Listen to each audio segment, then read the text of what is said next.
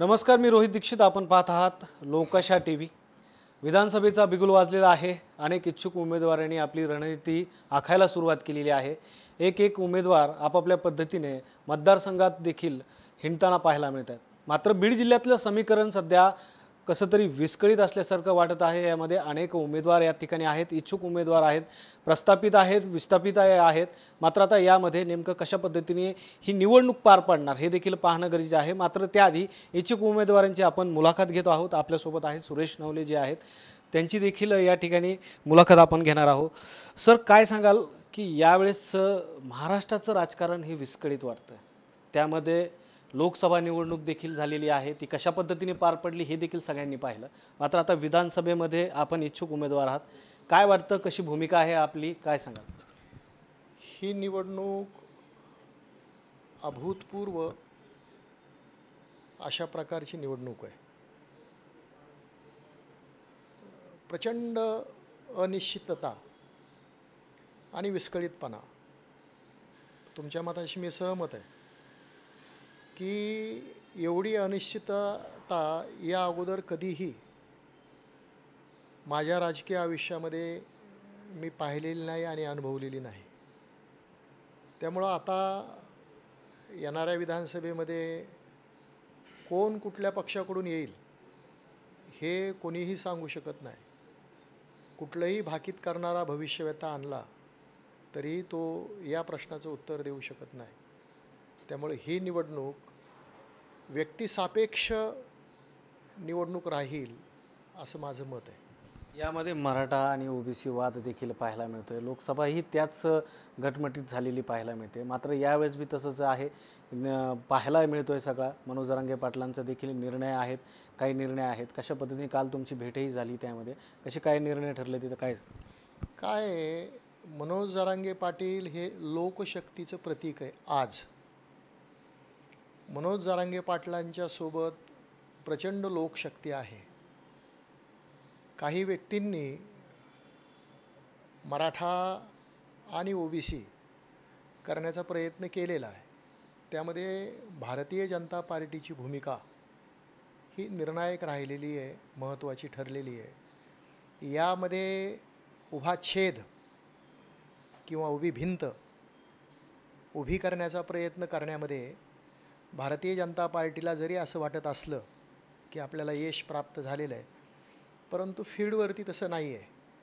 फील्डवरती 18 पगड जाती जमाती आणि मराठा समाज हा एकत्रित वावरणारा समाज आहे आणि तो दैनंदिन व्यवहारामध्ये सामाजिक कार्य करत असताना हा खांद्याला खांदा लावून काम करतो. त्यामुळं काही लोकांची जी लोकसभेलाही त्यांनी प्रयत्न केला की मराठा विरुद्ध ओबीसी करण्याचा प्रयत्न करून आपलं इप्सित साध्य करावं, परंतु त्यामध्ये त्यांना यश आलेलं नाही आहे. राष्ट्रवादी काँग्रेसचे उमेदवार बजरंग सोनवणे हे जे निवडून आले, त्यांना दलित बांधव, मुस्लिम बांधव, ओबीसी बांधव आणि मराठा बांधव ह्या सगळ्यांनी मतदान केलं म्हणून ते निवडून आले. असं काही नाही आहे की फक्त मराठ्यांनीच मतदान केलं आणि मराठ्याच्या जीवावरती बजरंग सोनवणे निवडून आले, असं नाही आहे. मनोज जरांगे पाटलांनी कधीही ओबीसीचा द्वेष किंवा तिरस्कार केलेला नाही.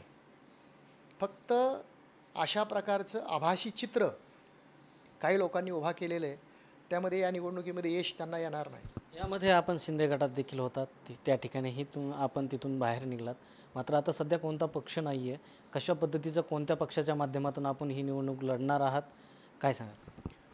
लोकसभेच्या निवडणुकीमध्ये मी शिंदे शिवसेनेला जय महाराष्ट्र केला, पक्षातून बाहेर पडलो, राजीनामा दिला आणि राष्ट्रवादी काँग्रेसचे उमेदवार बजरंग सोनवणे यांना जाहीर बिनशर्त पाठिंबा देऊन प्रचार केला. त्यामुळे या निवडणुकीमध्ये माझी स्पष्ट भूमिका आहे की महाराष्ट्रामध्ये शिवसेना भारतीय जनता पार्टीनं ज्या प्रकारचं राजकारण सुरू केलेलं आहे ते समाज मनाला न आवडणार आहे. एकसंध समाज ठेवण्याला ते छेद देणार आहे. त्यामुळं आता या निवडणुकीमध्ये युतीचं जे राजकारण आहे त्याला एकदाची तिलांजली द्या म्हणून मी मतदारांना आवाहन करत विनंती करणार आहे की या विधानसभेच्या निवडणुकीमध्ये महाराष्ट्राच्या विधानसभेमध्ये आपण मला संधी द्यावी.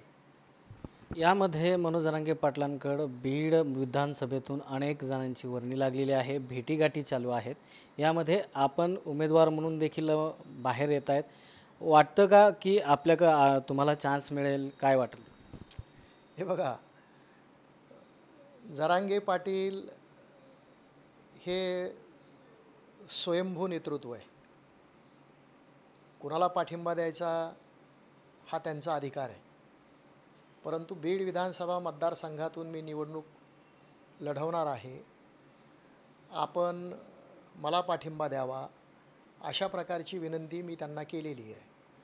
पण त्यांचा अजून राजकीय निर्णय झालेला नाही. काल आम्ही त्यांच्या भेटीला गेलो होतो. त्यांनी सर्व आलेल्या उमेदवार आणि कार्यकर्त्यांशी संवाद साधला, त्यांची भावना समजून घेतली. निवडणूक लढवायची की लढवायची नाही यावरती तुमचं मत द्या असं सांगितलं आणि त्यामध्ये 90%पेक्षाही जास्त लोकांनी निवडणूक लढवली पाहिजे असा अभिप्राय व्यक्त केलेला आहे. त्यामुळे आता 20 तारखेला जरांगे पाटील काय निर्णय घेतात यावरती सगळं अवलंबून आहे आणि सर्व समाज बांधवांशी चर्चा करून ते सर्वसमावेशक निर्णय घेतील अशी माझ्यासारख्याला अपेक्षा आहे. बीड विधानसभेमध्ये काय प्रश्न घेऊन तुम्ही जनतेसमोर जाणार आहात? आत्तापर्यंत काय वाटतं की बीड विधानसभेमध्ये काय घडलं नाही ते तुम्ही आल्यानंतर घडू शकतं असं काय वाटतं?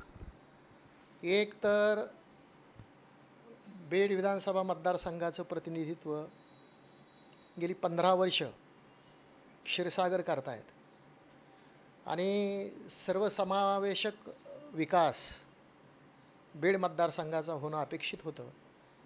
त्या प्रकारचा सर्वसमावेशक विकास हा बीडकरांना आणि बीड मतदारसंघाला दिसत नाही. बीड शहर तर अतिशय गलिच्छ शहर अशा प्रकारचं चित्र बीड शहरामध्ये आहे. अनेक ठिकाणी कचऱ्याचे ढीग, डासांचं साम्राज्य. अजूनही बीड शहर हागणदारीमुक्त झालेलं नाही आहे. मी त्याचे तुम्हाला पुरावे देऊ शकतो. त्यामुळे ह्या सगळ्या गोष्टीवरती मात करून एक बीडला लोकांना अपेक्षित असणारा विकास हा करण्याचा संकल्प मी केलेला आहे. काही जे प्रकल्प राहिलेले आहेत ते पूर्णत्वास नेऊन लोक समाज मनाची जी भावना आहे ती समजून घेऊन यानंतर मी काम करणार. यामध्ये मराठा समाज नक्कीच तुमच्या पाठीमागं आहे, मात्र हे तर पाहायला मिळतो आहे. मात्र यामध्ये किती समाजावर तुमची पकड आहे? कोणता कोणता समाज तुम्हाला जास्त प्रमाणात मतदान करू शकतो? काय तुमचा आत्ताचा ॲनालिस्ट काय आहे? काय आहे की माझ्यासोबत सर्व समाजाचे कार्यकर्ते आहेत. बंजारा समाजाचे आहेत, वंजारा समाजाचे मित्र आहेत, माझे अनेक कार्यकर्ते आहेत. जंगम, वाणी आणि या 18 पगड जाती जमाती यांच्यासोबत गेली 40 वर्ष माझी ही नाळ जोडलेली आहे. त्यामुळे त्या सगळ्यांच्या पाठिंब्यावरती मुस्लिम बांधवही माझ्यासोबत आहेत. मात्र सध्याचं विस्कळीत हे राजकारण आहे. जातीवाचक या ठिकाणी सगळा खेळ चालला आहे. ओबीसी मराठा हा खेळ होतो आहे. मात्र या सगळ्या काळामध्ये हे सगळे लोक तुमच्या सोबत राहतील का असा विश्वास आहे? जातीवाचक हे जे तुम्ही अभिप्राय व्यक्त केलेला आहे हा भारतीय जनता पार्टीने निर्माण केलेलं चित्र आहे. प्रॅक्टिकली फील्डवरती हे चित्र नाही आहे. प्रॅक्टिकली फील्डवरती सर्व समाज एक मनानं एक दिलानं काम करतात. काही मोजके नेते त्यामध्ये विघ्नसंतोषीपणाची भावना निर्माण करून समाजात दोही निर्माण करण्याचा प्रयत्न करतात, पण त्यामध्ये त्यांना यश येणार नाही. नक्कीच जर पाहायला गेलं तर बीड विधानसभा असेल किंवा बीड जिल्ह्यातील काही मतदारसंघ असतील, हे मतदारसंघामध्ये कशा पद्धतीने निवडणूक होणार, त्याचबरोबर आता इच्छुक उमेदवारांनी आपापल्या पद्धतीने कशा जी मांडणी सुरू केलेली आहे यामध्ये कशा पद्धतीने ह्या निवडणूक पार पडणार हे देखील पाहणं गरजेचं आहे. लोकाशा टीव्हीसाठी रोहित दीक्षित, बीड.